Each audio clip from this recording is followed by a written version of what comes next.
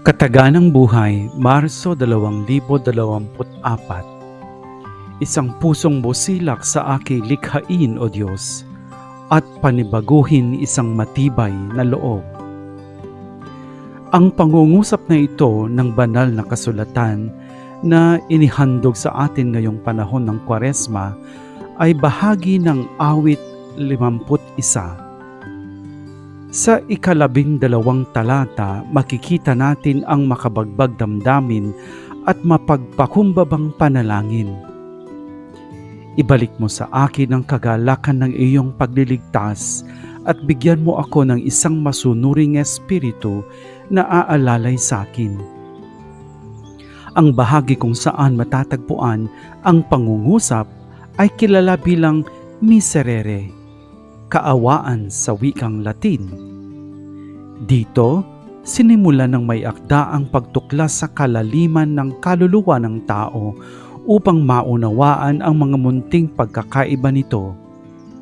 Sa isang banda, mayroong kamalayan sa malaking kakulangan sa ating ugnayan sa Diyos, ngunit kasabay nito, mayroong hindi matawarang pagnanais para sa ganap na pakikipag-isa sa kanyang pinagmumulan ng lahat ng biyaya at awa.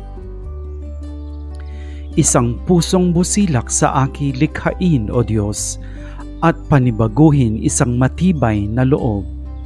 Sinundan nitong awit ang isang kilalang yugto sa buhay ni David.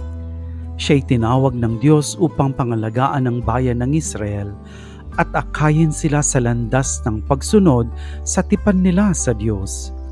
Gayunpaman, sinuway niya ang Diyos. Pagkatapos niyang mga lunya kay Bathsheba, tiniyak niya na ang kanyang asawa, si Urias, na isang Heteo, isang opisyal ng kanyang hukbo, ay mapatay sa labanan. Isiniwalat sa kanya ni Propeta Nathan ang kabigatan ng kanyang pagkakasala at tinulungan siyang aminin iyon. Ito ang sandali kung kailan niya ipinagtapat ang kanyang kasalanan at muling nakipagkasundo sa Diyos. Isang pusong busilak sa aking likhain, O Diyos, at panibaguhin isang matibay na loob. Inilalarawan ng salmista ang hari sa pamamagitan ng mga taos-pusong panawagan na nagmumula sa kanyang matinding pagsisisi at lubos na pagtitiwala sa kapatawaran ng Diyos.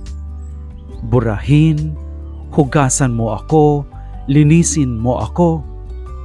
Lalo na sa talatang ito, ginagamit niya ang pandiwang lumikha upang ipahiwatig na ang ganap na kalayaan mula sa kahinaan ng tao ay posible lamang para sa Diyos.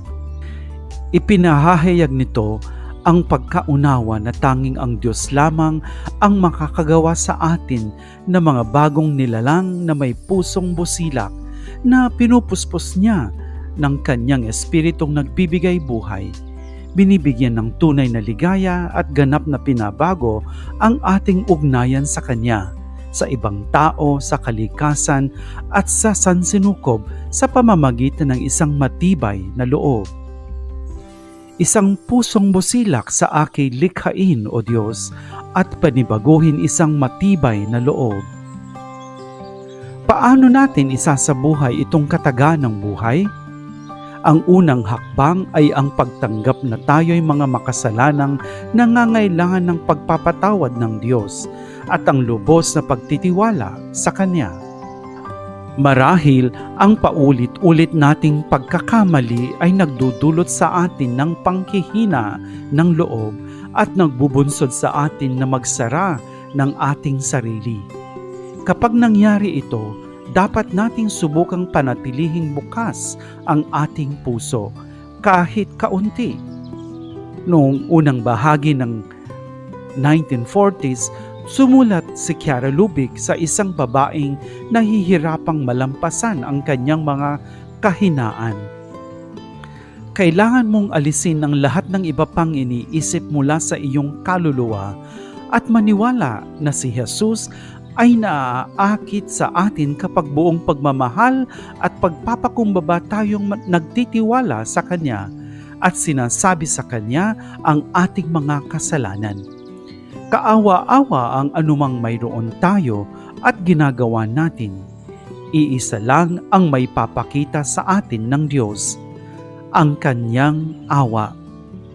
Makikipag-isa lang ang ating mga kaluluwa sa Kanya sa pamamagitan ng pag-aalay sa Kanya bilang isang kaloob, bilang tanging kaloob natin, hindi ang ating mga magagandang ugali, kundi ang ating mga kasalanan.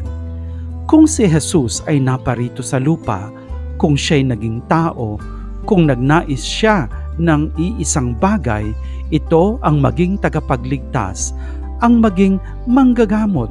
Ito ang tanging bagay na nais niya. Isang pusong busila sa aking likhain, O Diyos, at panibaguhin isang matibay na loob.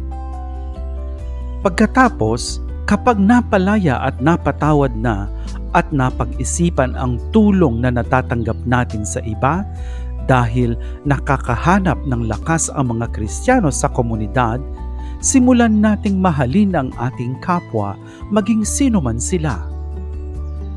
Ang hinihiling sa atin ay pagmamahal para sa isa't isa, paglilingkod, panguunawa, at pakikibahagi sa mga paghihirap at kagalakan ng iba.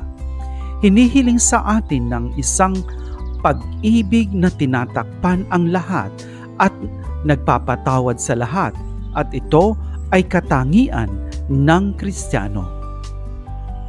Sa huli, sinasabi ni Papa Francisco, ang pagpapatawad ng Diyos ang pinakadakilang tanda ng Kanyang awa. Ito'y isang kaloob sa bawat pinatawad na makasalanan na tinatawag na ibahagi ito sa bawat kapatid na kanyang nakakasalamuha. Lahat ng inilagay ng Panginoon sa tabi natin, pamilya, kaibigan, katrabaho, kaparokya, lahat ay nangangailangan tulad natin ng awa ng Diyos. Maganda ang magpatawad, pero ikaw rin, kung gusto mong magpatawad, magpatawad ka rin. Magpatawad, maging saksi sa Kanyang pagpapatawad na nagpapadalisay sa puso at nagpapabago ng buhay. Augusto Paro de Reyes at ang Pangkat ng Kataga ng Buhay.